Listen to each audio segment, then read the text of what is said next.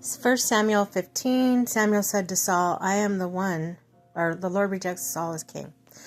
Anyway, Samuel said to Saul, I am the one the Lord sent to anoint you king over all his people Israel. So listen now to the message from the Lord. This is what the Lord Almighty says. I will punish the Amalekites for what they did to Israel when they waylaid them as they came up from Egypt. Now go attack the Amalekites and totally destroy all that belongs to them. Do not spare them. Put to death men, women, children, infants, cattle, and sheep, camels, and donkeys. So Saul summoned the men and mustered them at Telaim, 200,000 foot soldiers and 10,000 from Judah. Saul went to the city of Amalek and set an ambush in the ravine.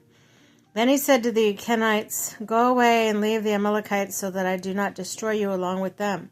For you showed kindness to all the Israelites when they came up out of Egypt. So the Kenites moved away from the Amalekites.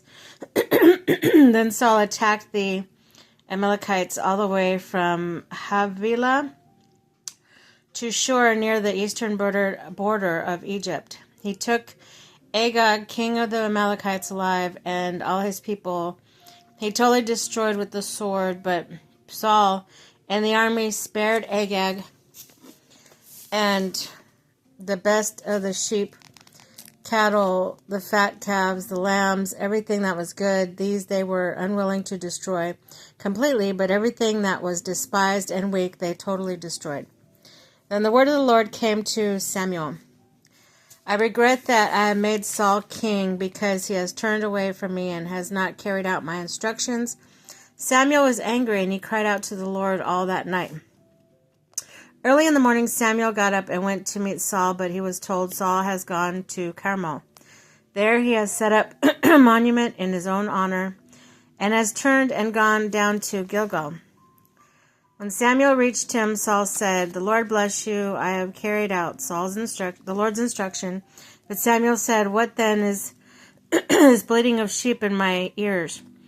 What is the lowing of cattle that I hear? Saul answered, The soldiers brought them from the Amalekites. They spared the best of the sheep, the cattle sacrificed to the Lord your God, but we totally destroyed the rest. Enough, Samuel said to Saul. Let me tell you what the Lord said to me last night.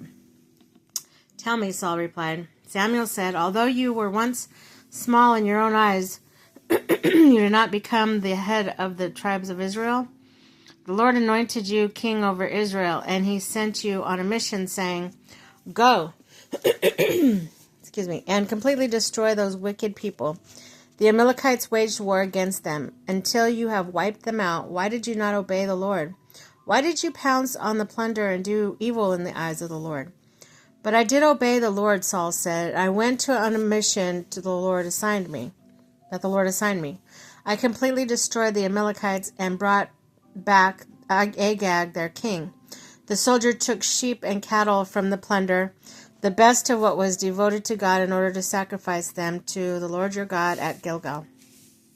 But Samuel replied, Does the Lord delight in burnt offerings and sacrifices as much as in obeying the Lord?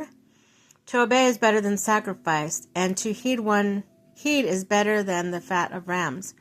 For the rebellion is like the sin of divination, and arrogance is like the evil of idolatry.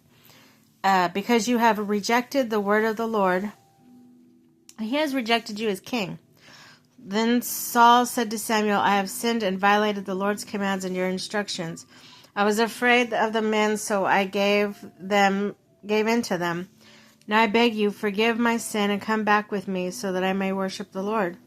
But Samuel said to him, I will not go back with you. You have rejected the word of the Lord, and the Lord has rejected you as king over Israel. As Samuel turned to leave, Saul caught hold of the hem of his robe and it tore. Samuel said to him, The Lord has torn the kingdom of Israel from you today, and has given it to one of your neighbors, to one better than you.